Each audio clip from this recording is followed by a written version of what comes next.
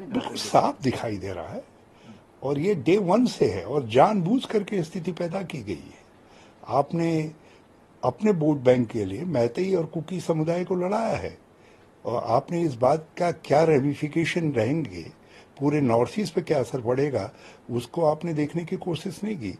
जितने ट्राइब्स हैं उन वो इस बात को लेकर के बहुत ही उद्वेलित हैं और इसीलिए एक्स आर्मी चीफ ने कहा है, जो वहाँ के कमांडर भी रहे हैं, उन्होंने कहा कि इसके कल सिक्योरिटी रेमिफिकेशन हो सकते हैं और जो कुछ मणिपुर में हो रहा है घटनाक्रम, उसमें कल बाहर की ताकतें भी कहीं न कहीं अपनी उंगली फंसा सकती हैं और इसके लिए सारी स्थिति पैदा करने के लिए यदि कोई दोषी है तो बोर्ड का स्वार्थ और मणिपुर सरकार और केंद्र सरकार। भाजपा जहां भी जाती है इनको, जब अमित शाह साउथ इंडिया में तमिलनाडु में गए, उन्होंने कहा कि डायनेस्टिक पॉलिटिक्स पे अटैक किया। तो डीएम के जो आपके एलाय हैं, उनके उदयनिधि स्टैलिन ने बोला है कि कितने रन अमित शाह के बेटे ने बनाए हैं, जिसके तौर पे उन्हें बीसीसीआई में इतनी बड़ी पोजीशन मिली है। और रे फॉर दिस रिप्लाई, ये तो ये अपने आप में एक बहुत बड़ा सवाल है जिसका जवाब अमित शाह जी को क्या मोदी जी को भी देना चाहिए।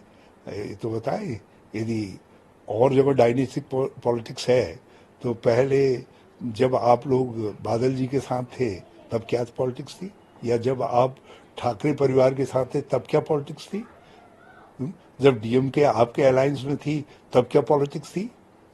और यदि डायनेस्टिक पॉलिटिक्स है तो फिर ज्योतिरादित्य सिंधिया और विजयराजे सिंधिया जी क्या है, और बल्कि उनकी छोटी बहन भी मध्य प्रदेश की राजनीति में एमएलए हैं या मंत्री हैं।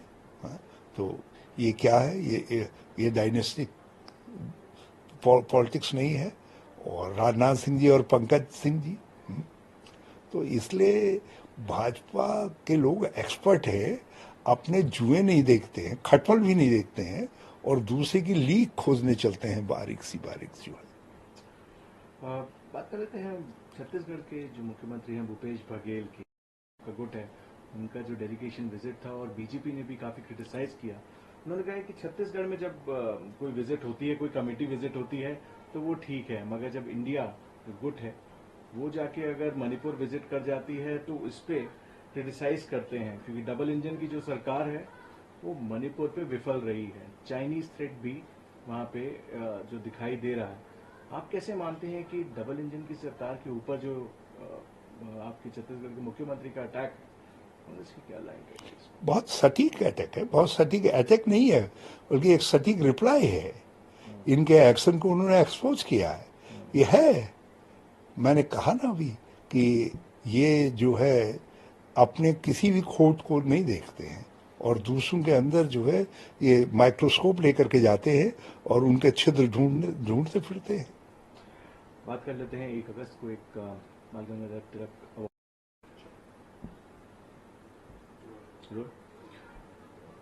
उद्धव सेना ने शरद पवार को एक नसीहत दी है कि जो 1 तारीख को 1 अगस्त को जो अवार्ड फंक्शन होगा उसमें प्रधानमंत्री मोदी जी के साथ स्टेज शेयर ना करें, अप्रोप्रिएट नहीं लगता है। आपका क्या मत है? देखिए, लोकमान्य बाल गंगाधर तिलक स्वतंत्रता संग्राम सेनानी, एक अद्भुत स्वतंत्रता संग्राम सेनानी थे।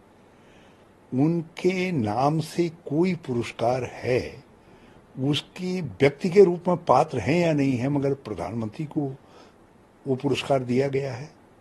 और शरद पवार जी जो हैं महाराष्ट्र के एक महापुरुष हैं, एक महान पुत्र हैं और तिलक जी के लिए उनका आदर भाव है, इसलिए उस आदर भाव के कारण वो उस आमंत्रण को स्वीकार करने के लिए उस पुरस्कार समारोह में जा रहे हैं। और फिर शरद पवार जी, इसीलिए तो शरद पवार हैं, वो कुछ लीग से हट करके कदम उठाते हैं। मैं तो उनके वहां जाने का स्वागत करूंगा, अच्छा निर्णय। बात कर लेते हैं मध्य प्रदेश के इलेक्शन।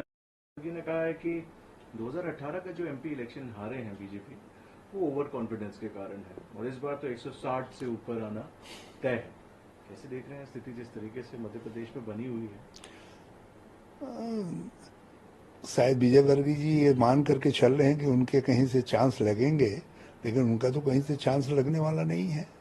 और क्योंकि इस बार भाजपा जो है 70 के आसपास सिमट जाएगी और उससे भी कम सीटों पर रहेगी, क्योंकि मध्य प्रदेश के अंदर जिस तरीके से कमलनाथ जी की चलती हुई सरकार को गिराया, सहानुभूति जो है कांग्रेस के साथ है, भाजपा से गुस्सा है मध्य प्रदेश के लोगों को, और कमलनाथ जी के प्रति आदर भाव है।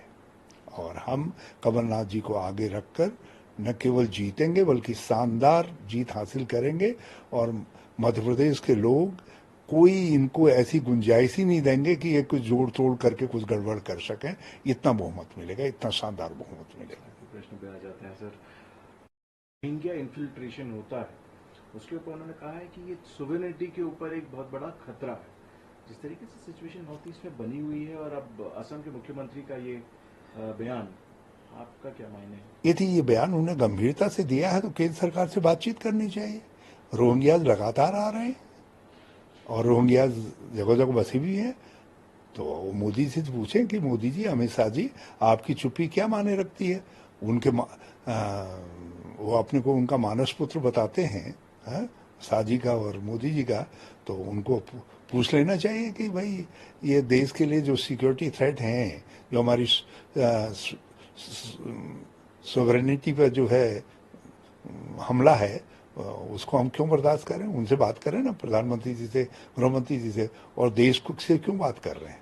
सीधे से वही तो जिम्मेदार हैं, उसकी रक्षा की जिम्मेदारी उन्हीं के ऊपर तो है प्रथम जिम्मेदारी, हमारी तो सेकंड थर्ड जिम्मेदारी है।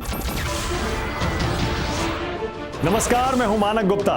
अगर आपको हमारा ये वीडियो पसंद आया हो तो इसे लाइक और शेयर जरूर करें, और हां, हमें सब्सक्राइब और फॉलो करना ना भूलें ताकि आप देश और दुनिया की कोई खबर मिस ना करें। तो जुड़े रहिए हमारे साथ और देखते रहिए न्यूज़ 24।